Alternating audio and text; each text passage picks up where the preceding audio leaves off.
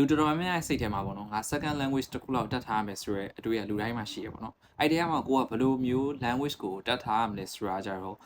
ကိုကဘယ်နိုင်ငံကိုသွားမှလဲပြီးတော့ကိုကဘယ်လိုအလုပ်ခွင်မှာအလုပ်လုပ်ချင်တာလဲဆိုတာပေါ့မူတည်ပြီးတော့မှတယောက်နဲ့တယောက်ရွေးချယ် language ကမတူဘူးပေါ့နော်အဲ့ဒီထဲမှာကျွန်တော်ဘာလို့ English language ကိုရွေးချယ်လိုက်ရဲဆိုတဲ့ဟာကိုပြောပြမယ်အဲ့ဒါကကျတော့အကြောင်းရင်းတစ်ခုရှိရပေါ့နော်ဘာလို့လဲဆိုတော့ကျွန်တော်ငယ်ငယ်လေးတည်းကမှပေါ့နော် English ကတုံးကားတွေကြည့်တယ်အဲ့လိုမျိုးပေါ့နော်အခန်းတစ်ခန်းမှာအင်ရှိခန်းလေးမှာTV ဖွင့်ထားပြီဆိုတာနဲ့အဲ့ TV မှာပေါ့နော် English ကတုံးကားလေးတွေကြည့်တယ်ကြည့်ပြီးမှကျွန်တော်ငယ်ငယ်လေးတည်းကအဲ့လိုအယုတ်တွေအများကြီးနဲ့စော့တဲ့အချင်းရှိပေါ့နော်အဲ့တော့အဲ့ဒီရုပ်တွေနှစ်ခုစော့ပြီဆိုတာနဲ့ကိုကအင်္ဂလိပ်စကားပေါ့နော်ဘာသာစကားတစ်ခုကိုပြောနေတယ်လို့မျိုးတကယ်တော့ကျွန်တော်မပြောတတ်ဘူးပေါ့နော်အဲ့တော့အတန်အောင်လိုက်ပြီးတော့မှသိရမလားကလေးလိုမျိုးကလေးဆိုတော့ကလေးအတန်နေပေါ့နော်အဲ့လိုမျိုးရှောက်ပြီးတော့မှပြောနေပြီးတော့မှတကယ်တော့ကိုယ်စိတ်ထဲမှာက language တစ်ခုကိုပြောနေတယ်လို့မျိုးဘာသာစကားတခြားတစ်ခုပေါ့နော်ကို TV ထဲမှာကြည့်ထားသလိုမျိုး English language ပြောနေတယ်လို့မျိုးခံစားပြီးတော့မှအယုတ်တွေနဲ့စော့တယ်ပေါ့နော်အဲ့တော့အဲ့ခြားတဲ့ကာလမှာပေါ့နော်အဲ့ငယ်ငယ်လေးကနေပြီးတော့မှခြားကာလမှာကျွန်တော် English စာအကောင်းလားဆိုတော့အကြောင်းမှာလုံးဝမကောင်းပုံမှန်ပဲဘယ်အချိန်မှာစာပြီးတော့မှတဖြည်းဖြည်းနဲ့ကိုယ့်ကို English စာကိုသဘောကျလာပြီးတော့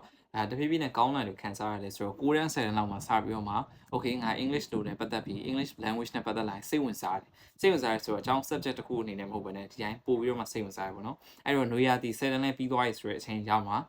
ကိုကတာလွန်ဆိုရဲပေါ့နော်စာအုပ်အသေးလေးတစ်ခုရှိတယ်တော့ language လေ့လာတာပေါ့နော်ကျွန်တော် TikTok channel မှာလည်းတင်ထားဖို့ရပေါ့အဲ့တော့အဲ့တာလွန်ဆိုရဲစာအုပ်လေးထဲမှာဆိုသူကစကားစုလေးတွေပြီးတော့အရေးကြီးတဲ့ vocabulary လေးစုပေးထားပါတော့အဲ့ကနေပြီးတော့မှဇလန်စ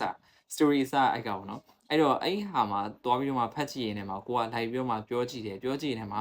English video လေး YouTube မှာစပြီးတော့မှကြည့်ကြည့်တယ်စစချင်းမှာတော့လုံးဝနားမလည်ဘူးပေါ့နော်အဲ့တော့အဲ့က slow လေးကြည့်နေမှာတဖြည်းဖြည်းနဲ့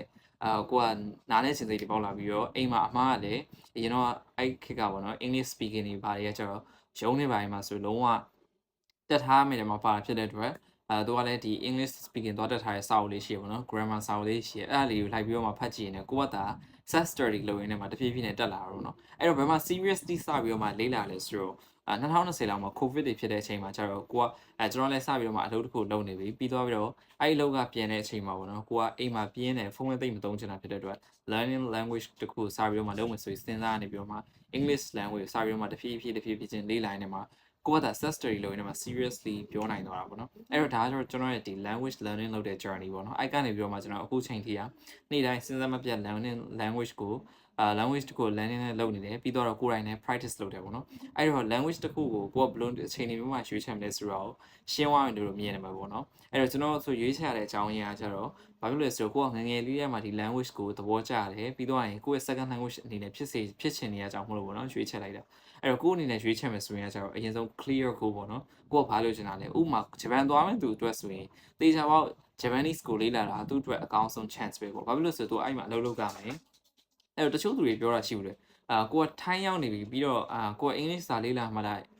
Thailand ပေါ့နော်Thai language ကိုလေ့လာမှလားဆိုတော့မသေးခွဲဘူးဖြစ်နေတဲ့သူတွေဆိုရင်တေချာပေါက်ကိုကထိုင်းရောက်နေဆိုတော့ Thai language ကိုအရင်ဆုံးကျွမ်းကျင်တတ်ထားရင်ကိုယ့်အတွက်ပို့ပြီးတော့မှအစားအသောက်အလုပ်ကအကုန်လုံးအဆင်ပြေသွားမယ်လို့မြင်တယ်ပေါ့နော် English လိုတက်လဲကောင်းတာပေါ့ဒါပေမဲ့ Thai မှာတဝက်လောက်ကမြန်မာတွေပဲဖြစ်နေတော့တိတ်တော့စိတ်ပူစရာမရှိဘူးဒါပေမဲ့ဖြစ်တဲ့နာကျတော့ Thai နိုင်ငံရောက်နေပြီဆို Thai စကားတက်ထားပို့ပြီးတော့မှကောင်းတယ်ဒါပေမဲ့ English language ကကျတော့ global သုံးတာဖြစ်တဲ့တော့ပို့ပြီးတော့မှ international အနေနဲ့အဆင်ပြေပေါ့နော်အဲ့တော့ကျွန်တော်ကိုယ်တိုင်ရဆိုရင်တော့ English language ကိုဒီလိုပုံစံမျိုးစပြီးတော့မှလေ့လာဖြစ်တာအဲ့တော့လက်ရှိကိုရောဘာ language ကိုလေ့လာဖို့စဉ်းစားနေရလဲပြီးတော့လက်ရှိဘာ language တွေကိုလေ့လာနေလဲဆိုတော့ comment မှာမှန်ခဲ့ပါ follow me for more